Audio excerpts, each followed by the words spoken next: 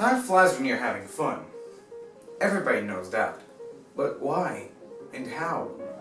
And can time really go faster or slower?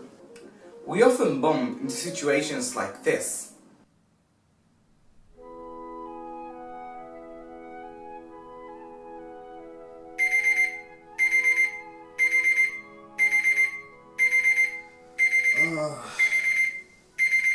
What time is it?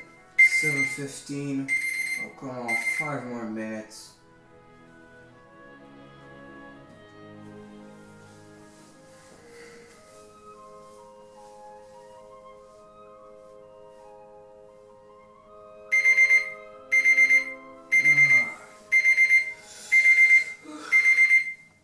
Oh, what? 7:45? Oh my god, I'm gonna be late. Or this. Oh my god, school was so boring today. Oh, this was the longest day of my life. But are those actually valid? Can a statement like, "it was the longest day of my life," actually be true? Well, not really. It just seems like that, because the perceived passage of time has to do with how much attention are we paying to it. Think about it. When you're at the party, you have fun listening to music, dancing, or just having a good time with your friends.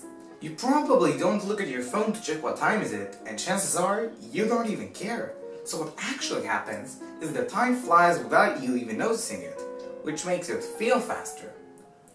But when you're at a boring school day, there isn't anything to keep yourself busy, and your brain carves any possible stimulus.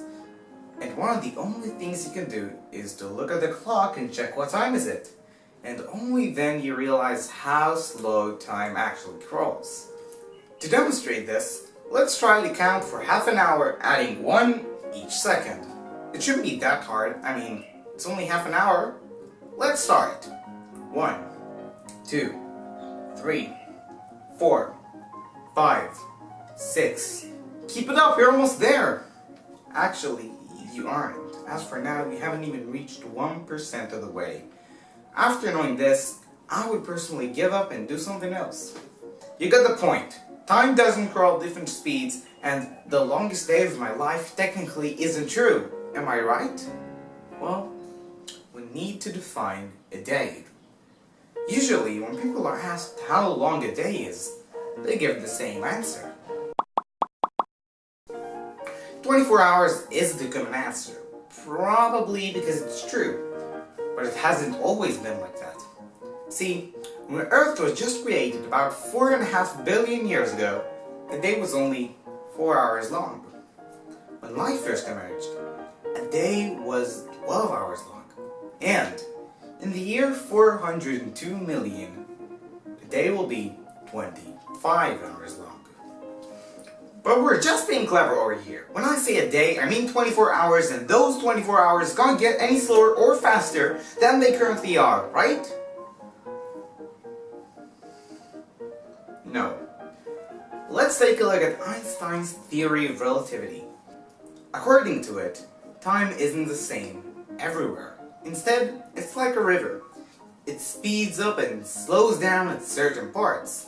The theory suggests that if you travel at a very high speed, or you're near a very powerful gravity source like a black hole, time will pass more slowly for you.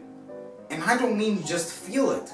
One of your seconds will literally be slower than an outside observer's second. This is called time dilation, and it can also be used to travel into the future. Think about it. You take off with your spaceship that can travel 99% the speed of light to a 10-year journey in space. After you return, you've aged 10 years. But because your 10 years are slower than 10 years on Earth, the rest of the planet have aged 71 years. Which means you have traveled 61 years into the future. However, the effect is minuscule in our everyday life. And with current travel technology, you can barely feel it.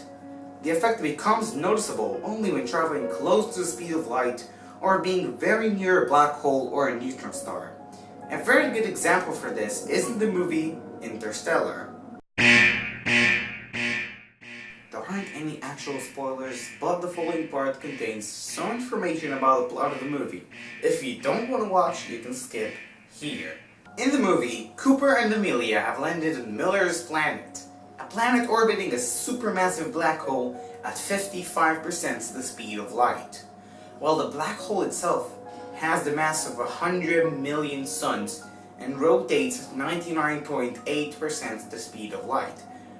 The extremely high speeds in gravity caused a time dilation of 63,000 seconds a second, which means one of Cooper and Amelia's seconds were 63,000 seconds for Romilly, who stayed on board away of the immense gravity and speed. After the team was returned, a little over 3 hours later, Romilly have aged over 23 years. Using the equations of time dilation, the longest day possible is, well, infinitely long. The entire universe will live its whole life before a single fraction of a second even passes for you. Such a scenario can theoretically be reached in two different ways.